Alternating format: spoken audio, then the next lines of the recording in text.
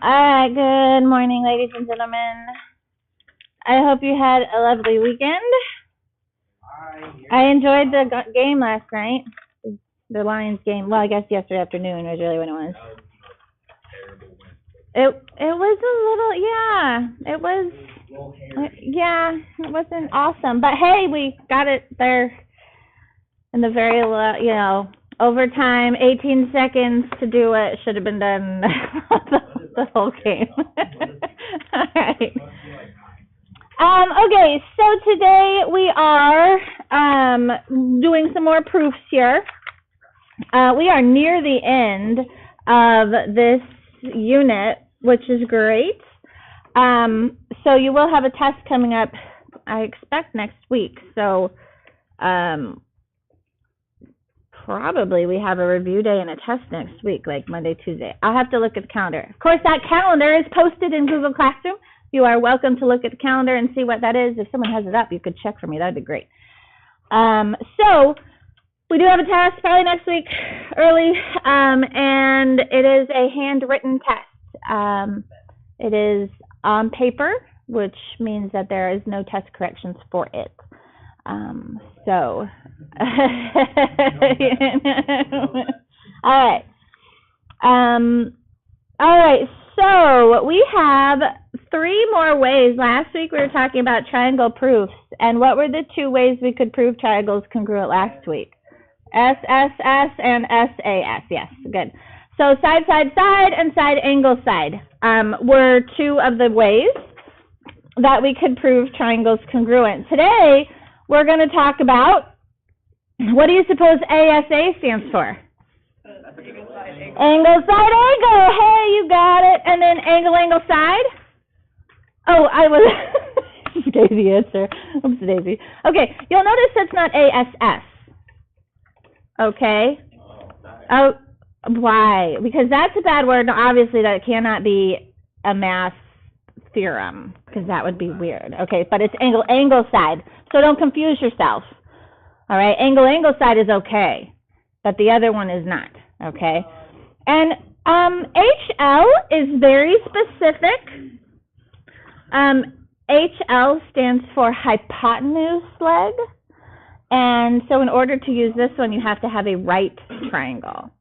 So that's very specific. But so first, we're going to talk about angle, side, angle, the angle, side, angle congruent theorem. If 2 angles and the included side, very important. The side in between the 2 angles. So you can see here we have an angle A and an angle B, and in between the 2 is the side that is marked. And so when you think, I like to do my little angle, side, angle thing, and you can see they're one right after the other, okay? We have angle, side, angle, one right after the other, okay? So that is what we want to do. If we can prove a pair of angles congruent and a pair of sides congruent and then a pair of angles congruent, then our triangles are congruent, which I don't want to fill that out because that seems pretty obvious. All right, so let's just jump in with some proofs here. All right, SQ bisects angle RQT and RST. Why? Given. Hey. All right, so now our job, once we write down the given, is we are trying to prove the top triangle is congruent to the bottom triangle here. Now, let's look. I want to dissect the information that's been given. So SQ bisects angle RQT. So SQ is this center. It is reflexive. You're right. We're going to use that soon. But it's this center segment here, this middle segment, and it's bisecting angle RQT. So it's bisecting this big angle. What happens when we bisect a big angle? We get 2 congruent angles. We get 2 congruent little angles. So what are the 2 little angles we get? RQ and QT. Well, an angle has to have 3 letters. Yeah, so RQS and TQS, these 2 angles right here are congruent because if angle bisector, bisector, if angle bisector, we get two congruent angles. All right. That is a pair of angles that are congruent. Now, it also says, so again, still dissecting this statement, SQ bisects angle RST. RST is this angle over here. So what does it create if SQ is bisecting the green angle? Two congruent angles. These two angles are also congruent. Well, that would be RSQ and TSQ. So again, same reason. If angle bisector, then two congruent angles. All right, so we have another pair of angles, and Y is QS congruent to QS. Reflexive. It's shared in both triangles, and that's the side. And you can see as we're looking at this, angle, side, angle, one right after the other. And then angle, side, angle. So these triangles are congruent by angle, side, angle. All right. Let's look down here at number 2. Number 2, hey, we've got parallel lines. What do we need to look for if we're ever given parallel lines? Z. That Z shape, yeah, alternate interior angles. Also corresponding angles come up a lot as well. So we need to be very careful of those. Let's see, JK is parallel to LM. So here's JK and LM, marking it on my pictures. And also, let's see, JL, so that's our top segment, is congruent as parallel to KN. That's our bottom. All right. So when I start off, this first thing right here that they gave me was parallel lines. JK is parallel to LM. So here's my 2 red parallel lines. And if you'll notice, is there like a Z that I can use to connect those red lines? Yeah, so if I go JK and then along this transversal KL and then back to my red line here, I've got some alternate interior angles right here and right here. Again, they gave me parallel. So if parallel lines, alternate interior angles are congruent, and that is angle JKL, that is that where the dot is, K is in the middle, and then MLK. All right, good with that one? Now we have to also dissect the second statement. We have parallel lines. So these are my, not green, I meant blue. My blue parallel lines here, so starting with JL and KM, is there a transverse I can connect those? Yeah, absolutely, that same one, going the other way here. So here again, we have this sort of Z shape, and that gives us what kind of angles? Alternate interior angles. Angles can't be parallel, man. All right. So we've got those alternate interior angles again. So if parallel lines, alternate interior angles are congruent. So that's another pair of angles. And here's the first pair of angles. I didn't mark that. All right. And then how come KL is congruent to LK? That's this thing right here. Reflexive, yeah. It's in both triangles shared.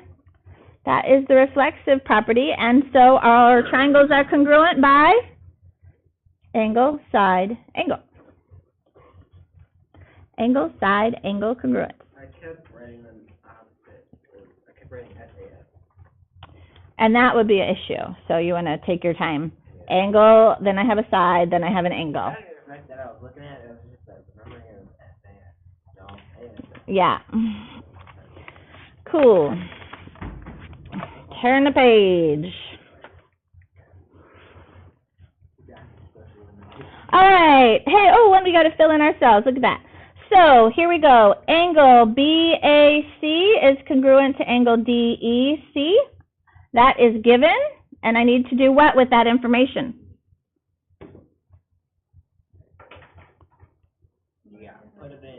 Mark your picture. You got to mark it. Now, BAC is an angle. What angle is it?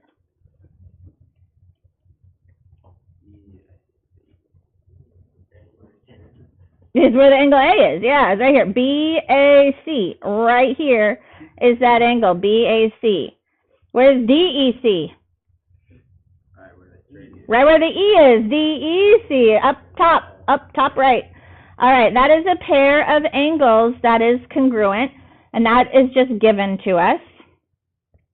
Interesting. Okay, there's lots of ways to do this.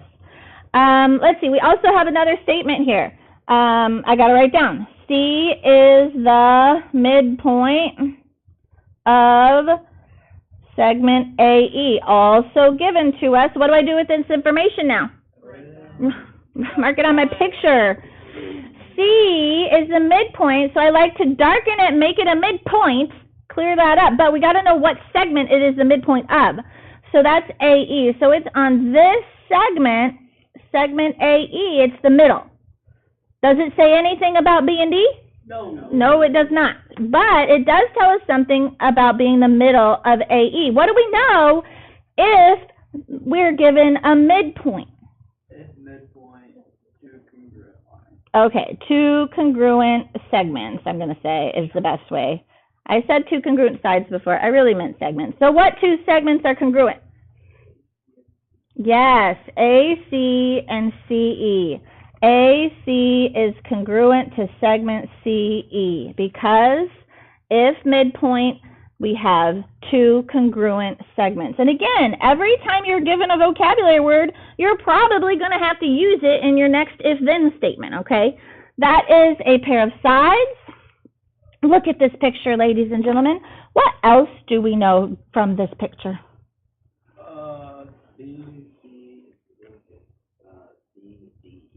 Are you saying segments? Very descriptive. I'm saying what I know. Well, so here's a hint, right? We're doing angle, side, angle. And if I have angle, side, so then I need an angle, right? Yeah. Okay. So what, this angle is congruent to this angle. Oh, vertical angles. Yeah, it's a little bow tie looking thing. These are vertical angles. How do you name this angle right here and here? Angle BCA, BCA. The C has to be in the middle where our little dot is. BCA, okay, is congruent to angle. So I'm going to go DCE only because I'm old school, and clearly BC and then CA is congruent to CE. Anyway, who cares? But vertical angles are congruent, always, always. That is another pair of angles. And so if I'm looking at my triangle and all my markings, I have an angle, I have a side, and I have an angle. Therefore, my proof statement, triangle ABC, is congruent to triangle EDC by ASA. Angle, side, angle. Yes. All right, how you feeling with that? Okay? So these are triangle proofs, and I really like triangle proofs. I think they're highly accessible. It gives you a, pretty concrete way of forming your proof. So, and just with a few very good statement or reasons, we are good to go. So we also have angle, side. So if two angles and the non-included side, do you see the difference in this picture? It's angle, and then the side. So you can see that we're sort of skipping the side in between. Angle, angle, and then the side. But it does just sort of wrap around the triangle. Angle, angle, and then the side. Lots of ways to form that same sort of thing. Angle, angle, and then a side. Then you're going to have congruent triangles as well. So let's look here at number 4. Non-included means a side opposite the angles. Yeah, so here's what she's talking about. Here's the angle, and this is a side that's across the triangle from the angle. So I think it's pretty easy to tell, but, you know, I've been doing this for a while. So let's start with the first thing here. YZ, segment YZ bisects angle X. I don't know what I'm writing. YZ, segment YZ bisects angle WYX. That is given. And what should I do with that information? Mark it on your picture. You need to look at your picture. WYX. WYX is this large angle right here, and segment YZ is bisecting the blue angle. All right. What does that mean if you bisect the big angle there? Oh, if angle bisector, then we get 2 congruent angles. What 2 congruent angles do we have?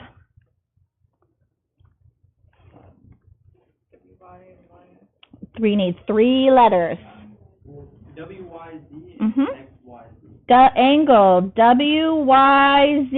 WYZ is right here, is congruent to angle XYZ.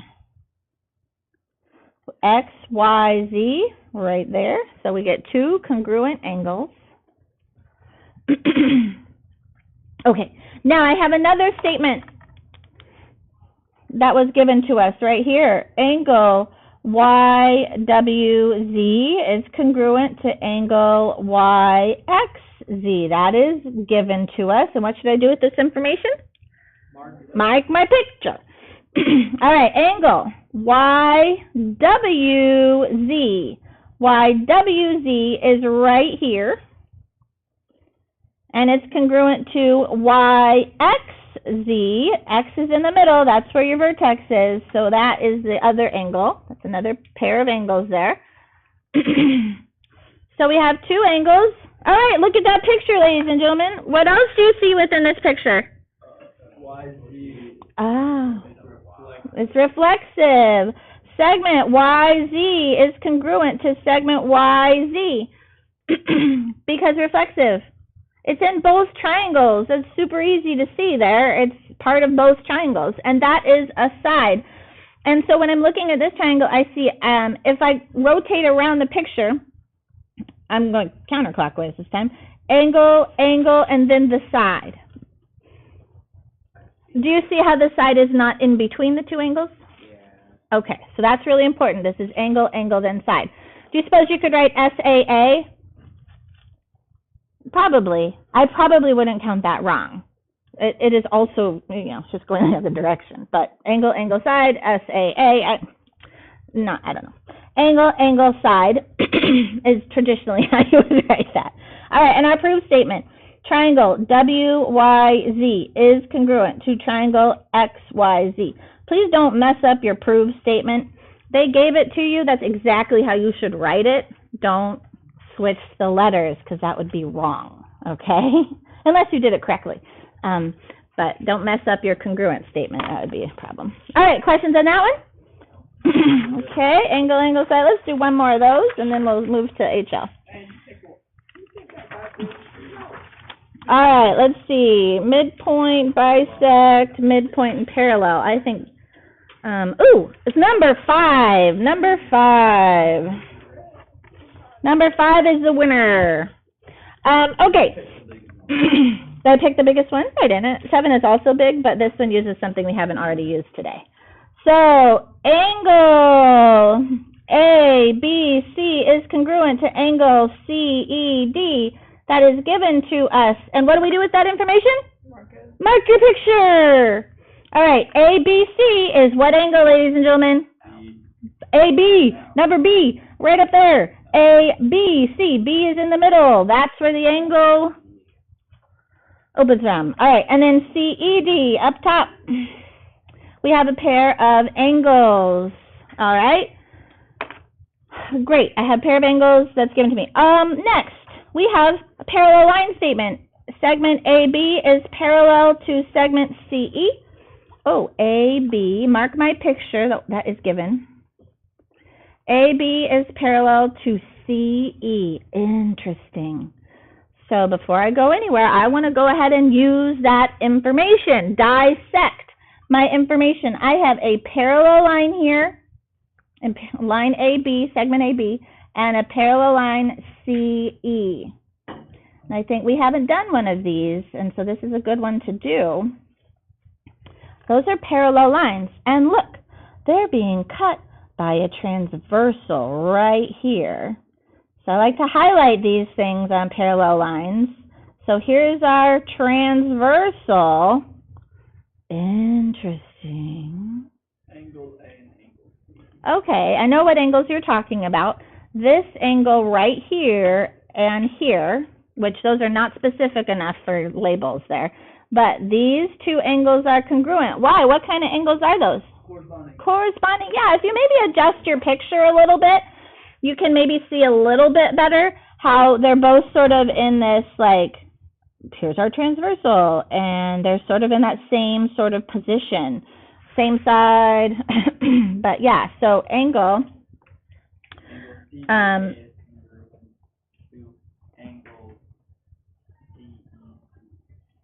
no. There we go. That's a little better. All right. So angle BAC,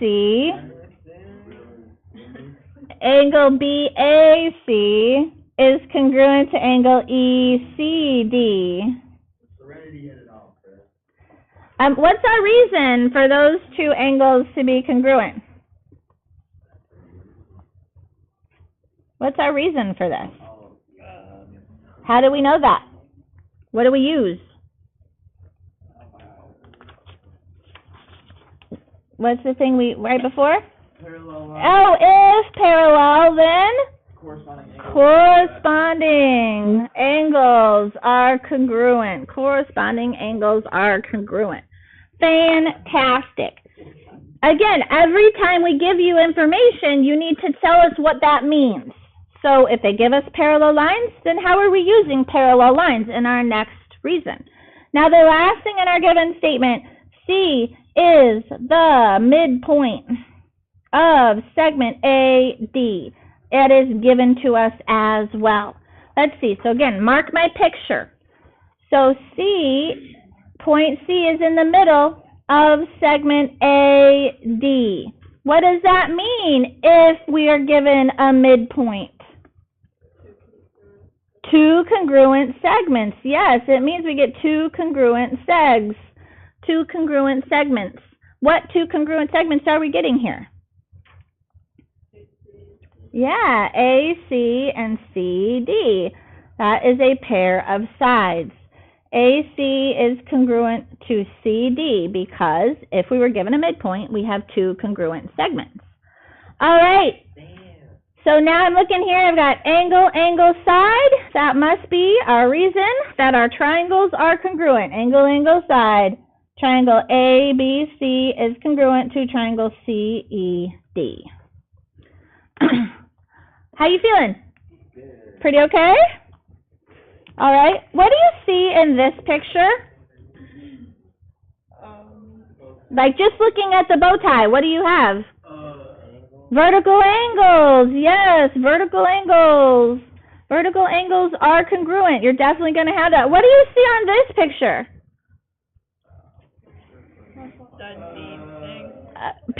Segment PR is reflexive. All right. It's important to look at a picture and right off the bat know one thing just based on the picture, not even reading. Okay. So let's turn the page and let's look at HL. So HL is very specific. H stands for hypotenuse, L stands for leg, okay? Which means that your triangle, in order to use this, it must be a right triangle, because only a right triangle has a hypotenuse. And so this is really important. We must establish that we have a right triangle, first of all. If we have a right triangle, then we have opposite the right angle is the hypotenuse. And you know that, right? No. Interesting. That is absolutely important. So the side opposite the right angle is called the hypotenuse. All right? So here's your right angle, and the side opposite the right angle is called the hypotenuse. Okay? And that's very important. It is the longest side of a right triangle. And the other two parts of the other two sides, they're called legs. That's a leg, and here's a leg as well. So we have a leg and a leg. Two legs and a hypotenuse. So those are the very special labels of a right triangle.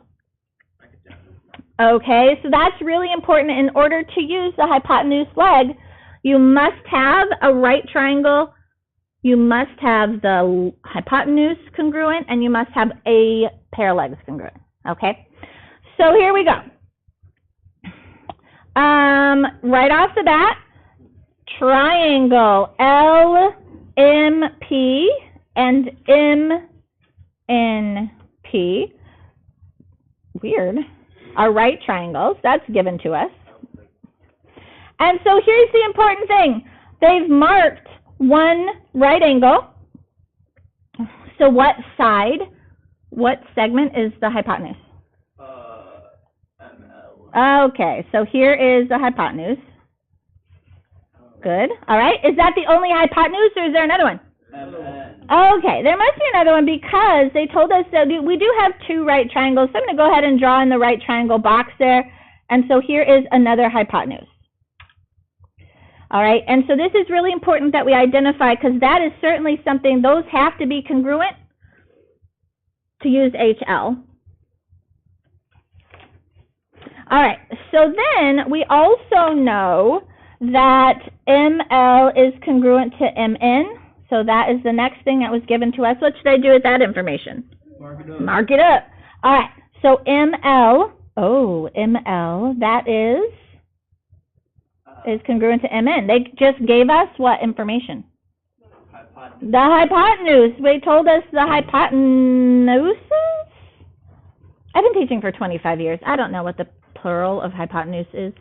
Hypotenuse is hypotenuse. What's the Hypotenuse. hypoteni?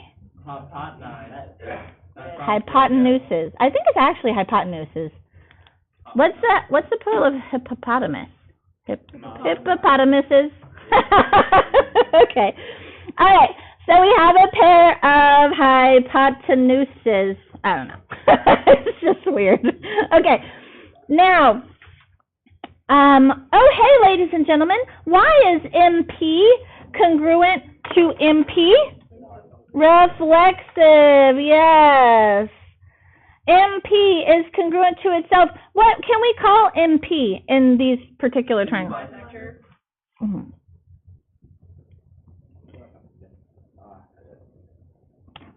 To use this, I need an H and an L. It's a leg, yes, okay. It is a leg in both triangles. And so now, why are these triangles congruent? HL, because we've got a hypotenuse congruent with a pair of legs congruent. Okay, easy peasy. But again, we had to establish that we have right triangles. So that's really important. So that is also an important step. I think we're ready. You think you're ready? I don't think you're ready yet. I'm ready. One more after 30. I don't think you're ready yet. Yeah, 30 minutes. I'm ready. I'm ready. You think you're ready? I don't know that's right. Turn the page. Oh no, not. Actually, no, we're not fully there. Just this is the last one.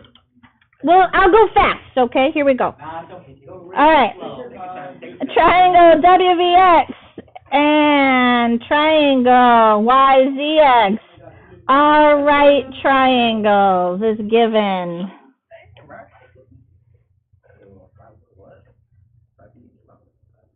All right, well, this is kind of non-specific. I'm a little bit surprised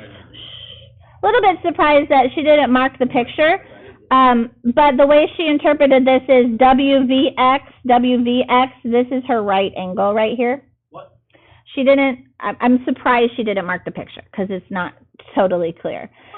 Yeah, and I know. Well, pictures are never to scale, so you can't ever trust a picture. But it is important that we establish which angles are right angles, so that's important. So these are the two angles. I think normally they would have been marked, but that's okay. We'll go from there. Let's see. We also have WV. Segment WV is congruent to segment YZ. Let's see. WV is congruent to segment YZ. What information did they just give us? It's a leg, a pair of legs. Because, how do you know that? Because X, Y, and Y. Yeah. WX are the hypotenuses. Yeah, so across from the right angle would be the hypotenuses. Okay, good. Let's see, we also have X is the midpoint. X is the midpoint of segment WY. X is the midpoint of segment WY. All right, we have a midpoint. That was given. If midpoint to congruent sides. Hey, excellent. Yes, they gave us something about midpoint, so we're definitely going to use that. If midpoint, we get two congruent segments, which is a better, what two congruent segments do we get? VX. No, WX and YX. No, it can't. Oh, yeah. Yeah. So, again, they said that X is the midpoint of WY, which is why I draw on that side to say, oh, this is the side that has the midpoint, which means we get these two congruent segments. So, WX is congruent to YX, segment YX, because if midpoint, what information is that in this triangle? The H, yes. Okay, so we have hypotenuses congruent, and we have a pair of legs congruent, so our triangle WVX is congruent to triangle YZX by HL. Okay, dokie. 32 minutes is crazy. Is it? Yeah, that's crazy.